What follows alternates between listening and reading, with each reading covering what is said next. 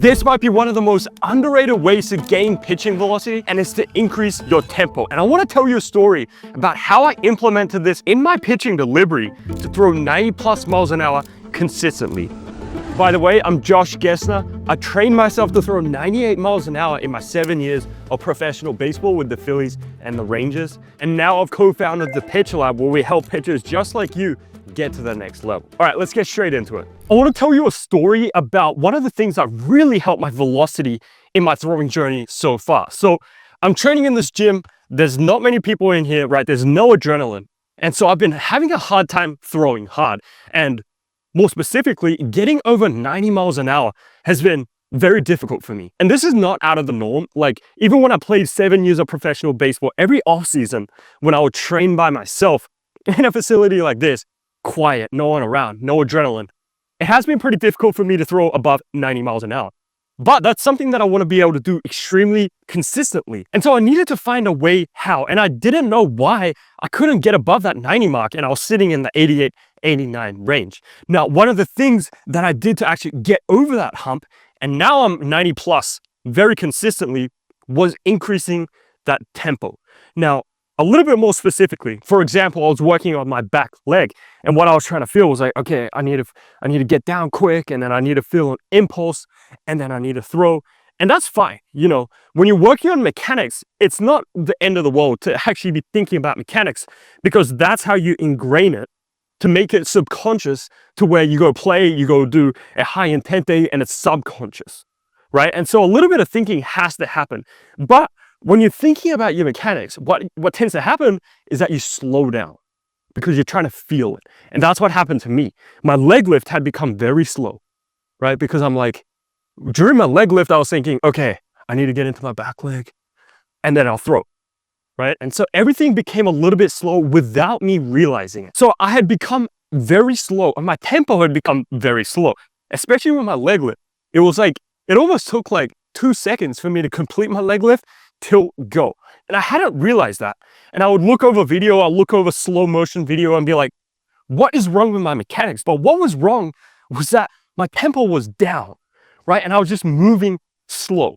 And so as soon as I sped that up to where I was more of here, bang, bang, bang, then I was able to get into the 90 plus mark consistently. And I'll get into how I actually did that in a little bit, and what training methods I use to increase my tempo, because a lot of the time it's not as simple as increase your tempo and move quick, because moving quick is good, but moving too quick, right, might mess up your sequencing and your pitching delivery and make it hard for you to sequence everything at ball release, because that's king, right? Being able to time up your mechanics to be able to put in all of that energy into the back of the ball at this point, that's king. So we need to optimize toward that, but we also need to increase the tempo as well. Now, this small change of increasing tempo can help us increase pitching velocity for a number of reasons. But the first is that it can actually make our mechanics better without us even making adjustments to it or thinking about it. And so we had an athlete at the Pitch Lab who had really slow tempo, right? And so he would come up, leg lift, and then it was slow here, and it just felt like he was getting stuck over the rubber. And he wasn't getting much out of it at ball release. And he was like a low 80s guy. So the biggest thing that we worked on with him was to increase that tempo and getting him to move a little bit quicker. Now, just a simple cue improved his mechanics by a significant amount. And here's how. If you have a slow tempo, you can start to get into more like balance point and stuck over the rubber and more of like a drop and drive delivery, right? But when we increase that tempo, when we start to move a little bit quickly and we force the body to move a little bit quickly, then we can actually see improvements in a little bit of the drift, right? Because we can't move as quickly as we can if we come into a balance point and then trying to go from there. Versus if you leave a little bit of weight, right, on the front side and you just here, that's a lot quicker, right? And so just by increasing that tempo and telling yourself, okay, move a little bit quicker, your leg lift and your drift can significantly improve, okay, without you even thinking about it. And this is one of the easiest ways to improve your drift is, okay, I'm going to try to get to my front leg as quickly as possible. All right, here we go. And you'll find that your drift actually improves when you start doing that, right? A lot of people have issues and struggles with the drift, right? Because it feels like an unnatural thing. And so this is an easy way to pattern that. Also, it can help you accelerate your center of mass, right? So with the back leg and this phase, you want to accelerate your center of mass, right? Your weight. You want to accelerate your body toward the target. Now, what happens a lot of the time with slow tempos is, again, balance point. You're getting stuck over the rubber here, and it's just very difficult to get this body moving. But when you're like, all right, I'm going to move as quickly as I can. I'm going to try to accelerate my center of mass and get to my front leg as quickly as possible. Then what we see a lot of the time is, all right, your drift gets better, you accelerate, and then you throw, okay? And so those are the two big things that we see improve significantly when we say, okay, increase tempo. The one caveat is that faster doesn't always equal better. You need to find a happy medium. And so you can't be doing, like a Yamamoto delivery if that doesn't work for you. Like Yamamoto has crazy tempo in his delivery. He's right here, right? And then it's just go. And Yoshinobu Yamamoto throws, 98 miles an hour at 5'10". And that's what works for him. He has that tempo to throw really, really hard. For someone like me, that doesn't work. I need to gather a little bit more. I need to be a little bit slower, but I can't be too slow. I can't be slow like this. I'm gonna be, all right, bang, right? Because that allows me to time everything up and sequence everything here. That's how I get the most energy into the back of the ball. Now, when you start to speed up your pitching delivery and you speed up the tempo in your delivery, you also got to tap into something called the stretch shortening cycle. Basically what this means is that, for example, if you're doing a vertical jump, right? Studies have shown that the quicker you go down, the higher you're going to jump. So if you jump like this, where you're long and then try to jump, versus you're going to jump higher on the second one. And that's because there's this thing called stretch shortening cycle, where when your muscles and tendons get stretched, right, rapidly, then it has that recoil action to really propel yourself. So that's what you're going to start to tap into, is instead of your delivery looking like a back squat, where it's like here, like that, it's going to look more athletic and more like a jump, right? And so it's going to be more like here, boof. Okay, so notice like the back leg, instead of it being a single leg squat into a throw, it's more of like a hide-in, right? Like a lateral jump where you're coming from here, bang. That's what we want to tap into, because the looser we are, the quicker we're able to stretch our muscles, right? Especially in the lower body.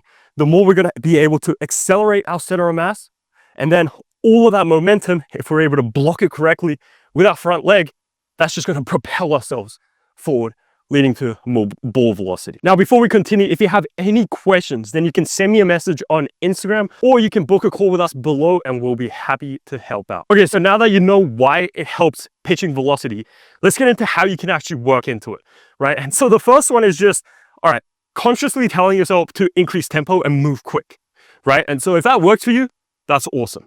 But for me and my training partner, that's something that didn't really click, right? When we were like, okay, move quick, then it just felt rushed and it didn't feel very good. And so one of the things that we did that helped tremendously was to use a metronome. So the metronome is something that musicians use to stay in beat. And it's that thing that gives you a constant beat, like, okay? And we started at 60 beats per minute and went up to 100 beats per minute. And what our purpose was with this was that we had the metronome going, and the goal was to throw on beat. And so we're hearing this beat. Now we needed to throw on beat. So 60 beats per minute might be something like leg lift, throw. Okay, and now as we increase it to 100, it might be, we needed to throw on that beat. So it's, and the key that we had was leg lift has to be one beat, the drive has to be the next, and then the throw is the third beat. So we had to accomplish our pitching delivery within 3 beats, okay? And so as we started to move up and up and up, it started to get a lot quicker to where it was, oof, okay? Now that forced us to increase our tempo. Now, there is a point to where we were getting to like 120 beats per minute and it was just too quick, right? It looked something like, and it just looked ridiculous.